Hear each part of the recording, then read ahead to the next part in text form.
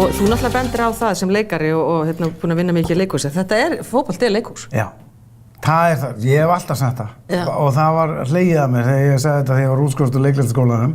En þetta byggir á samvinnu og svo þegar ég kynntist spunaleikhúsi, þá er þetta náttúrulega bara nákvæmlega sama. Þannig að við æfum einhverja taktík, við þurfum að æfa.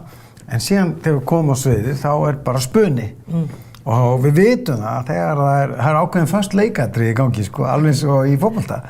Þannig að það er ótrúlega margt líkt með leikhús og fótbolta. Það eru svona fastar stöður, en hvað heldur við séum sterkari eða veikari þegar við vorum upp á okkar besta á EM?